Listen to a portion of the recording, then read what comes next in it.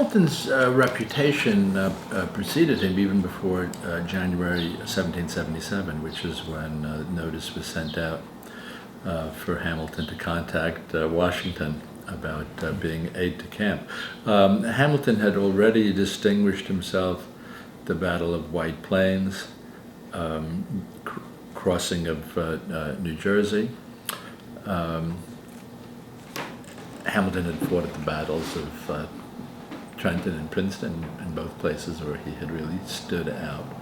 And he had already rebuffed invitations from Alexander McDougall, Nathaniel Greene, and Lord Stirling to join their staffs.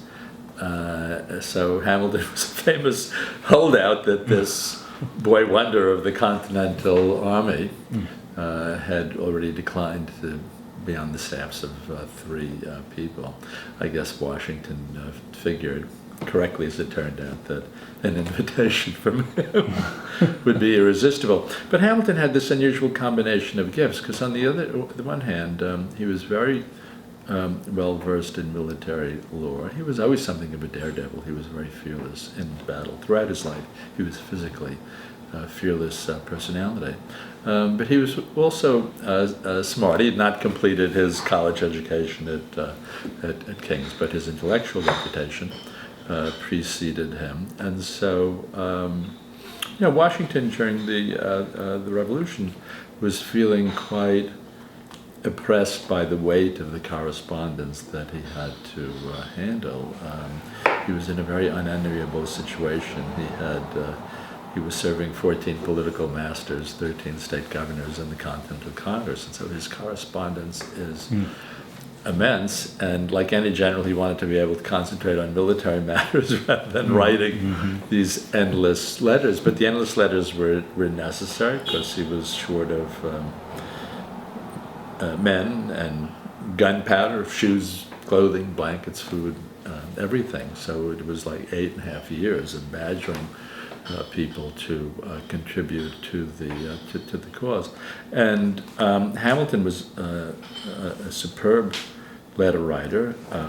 The way that Washington worked with his aides is that Washington would give them what he called headings, I guess what we would call topics, or points to be covered. And he would give them to Hamilton early in the morning, and then Hamilton would write beautiful letters in response. And Hamilton was also good, not so much mimicking Washington's voice, although there was a little bit of that, but he always, the letters feel Washingtonian rather than Hamiltonian, because like all good speechwriters or all good secretaries in that situation, he had a way of intuiting what the boss wanted in the letter. That was probably also a little bit frustrating for Hamilton, because he had a large ego. Subordinating himself to someone else was uncomfortable, and of all people to subordinate yourself to, though, I mean, at that moment, Washington is the only guy he would have, I guess.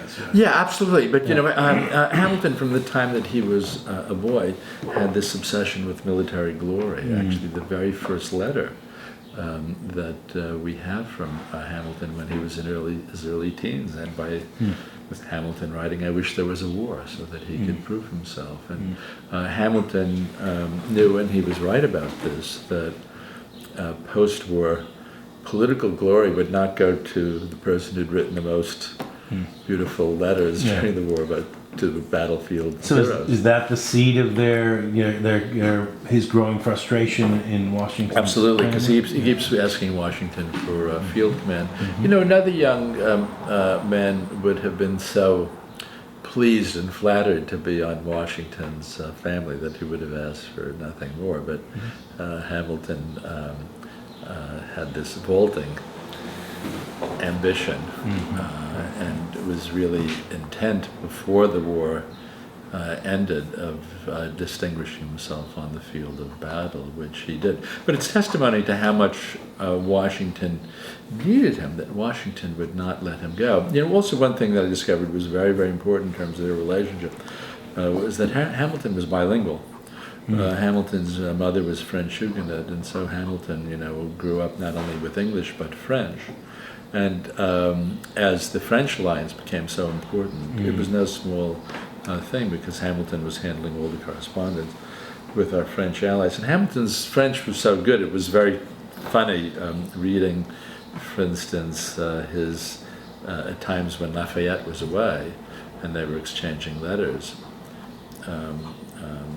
Lafayette would write a letter to Hamilton in French, and it would be full of spelling and grammatical errors. And then Hamilton would write back an absolutely faultless letter in French to the Frenchman. His French was much better than Lafayette's. So there were kind of all of these things that I think made it very difficult for Washington to let go of this young man who was sulking about the fact that he couldn't get a field command. But Washington made the right decision, that Hamilton was probably more valuable behind a desk than he was on the field of battle. But when he finally had his chance at Yorktown, he certainly did cover himself with glory, and it was very much the realization of this boyhood dream.